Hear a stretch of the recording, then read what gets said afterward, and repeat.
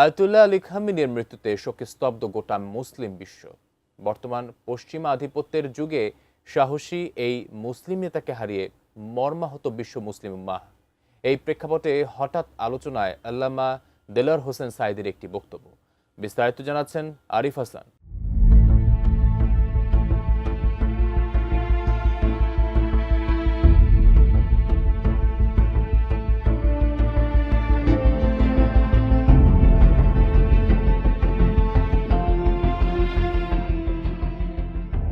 বর্তমান পৃথিবীতে আজ সবচেয়ে কোণঠাসা মুসলমানরা, অথচ বিশ্ব রাজনীতিতে সবচেয়ে বেশি সময় ধরে প্রভাব বিস্তার করেছিল এই মুসলমানরাই। এশিয়া থেকে ইউরোপ কিংবা আফ্রিকা, বিশ্বের প্রতিটি কোণেই ছিল মুসলমানদের শক্ত অবস্থান। মহানবী হযরত মুহাম্মদ সাল্লাল্লাহু আলাইহি ওয়াসাল্লামের আগমনের পর থেকে রাশিদুন, উমাইয়া, আব্বাসীয় এবং উসমানীয় খেলাফতের মাধ্যমে প্রায় ১৩০০ বছরেরও বেশি সময় ধরে বিশ্ব রাজনীতি নিয়ন্ত্রণ করেছে মুসলিমরা। অথচ আজকের বিশ্বে সেসব মুসলিম দেশ আমেরিকান পুতুলে পরিণত হয়েছে, যার স্পষ্ট দৃশ্য মেলে আজকের আরব বিশ্বে।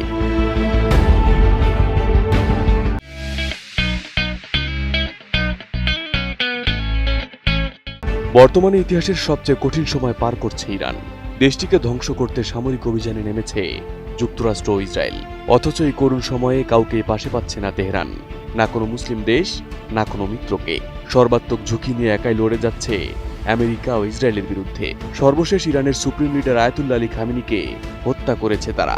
অথচ তিনি ছিলেন এই সময়ের সবচেয়ে শক্তিশালী মুসলিম লিডার, যার নেতৃত্বে ইরান আজ মুসলিম বিশ্বের মধ্যে সবচেয়ে স্বনির্ভর সামরিক শক্তিতে পরিণত হয়েছে।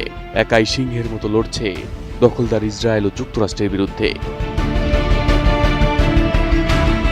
এদিকে খামেনির মৃত্যুতে শোকে স্তব্ধ গোটা মুসলিম বিশ্ব।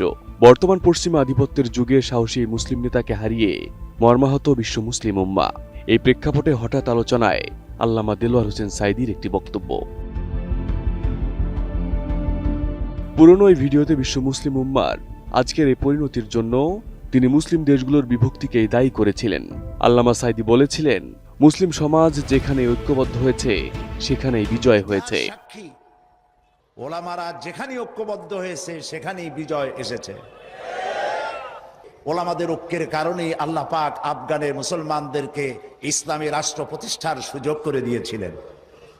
আবার যে পতন ঘটলো, তাও মুজাহিদ আলেমদের মধ্যে যখন তাফরিকার সৃষ্টি হলো, ইখতিলাফ তৈরি হলো, একে অপরকে সন্দেহ করলো, দেখতে পারলো না, ভালো লাগলো না, সালাম কালাম করলো না, আবার কপাল পুড়লো, আবার বুশ এসে এদের হুশ নষ্ট করে। ওই ভিডিওতে সদ্য নিহত ইরানের সুপ্রিম লিডার আয়াতুল্লাহ আলী খামেনির সাহসী নেতৃত্বের প্রশংসা করেন দেলোয়ার হোসেন সাঈদী। তিনি বলেন, ইসলামী প্রজাতন্ত্র প্রতিষ্ঠার পর যুক্তরাষ্ট্র খামেনিকে হুমকি দিয়েছিল। তৎকালীন প্রেসিডেন্ট বলেছিলেন, দূতাবাস থেকে আটক ৫৬ জনকে মুক্তি না দিলে খাদ্যসহ সব ধরনের রসদ সরবরাহ বন্ধ করে দেওয়া হবে।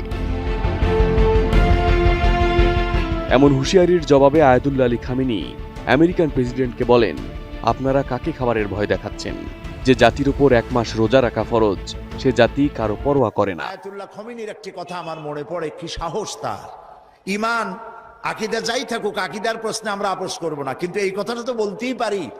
যখন আমেরিকা তাকে বলেছিল যে আমার দূতাবাস থেকে যে ৫৬ জনকে গ্রেফতার করা হয়েছে আমেরিকান, এদেরকে ছেড়ে দাও, তা না হলে তোমার খাদ্য রসদ আমেরিকা থেকে যত সাহায্য যায় সব বন্ধ করে দেওয়া হবে। আয়াতুল্লাহ খামেনি জবাব দিয়েছিলেন আমেরিকান প্রেসিডেন্টকে, তুমি কারে খাবারের ভয় দেখাও? যেই জাতির বছরে ১ মাস না খাইয়া থাকা ফরজ, সেই জাতি তোমার খাবারের অপেক্ষা করবে, তোমার মতো কাফেরদের খাবারের কোনো পরোয়া আমরা করব না। খামেনির মৃত্যুর পর সামাজিক যোগাযোগ মাধ্যমে নতুন করে আলোচনা সৃষ্টি করেছে বক্তব্যটি। কারণ শত বাধা ও চাপের মুখেও মাথা নত না করা ইরানি নেতা ছিলেন দেশটির সর্বোচ্চ নেতা আয়াতুল্লাহ আলী খামেনি। দীর্ঘ ৪ দশকেরও বেশি সময় ধরে ইরানের রাজনীতি, ধর্মীয় নেতৃত্ব ও আঞ্চলিক শক্তির কেন্দ্রীয় ব্যক্তিতে পরিণত হন তিনি। ইরানকে নিয়ে আসেন বিশ্ব রাজনীতির অন্যতম আলোচনার কেন্দ্রে। তার বিচক্ষণ নেতৃত্বে মুসলিম বিশ্বের অন্যতম ক্ষমতাধর দেশে পরিণত হয় ইরান। দেশটির সামরিক সক্ষমতা নিয়ে যান অনন্য উচ্চতায়। Arif Hasan, ATN news.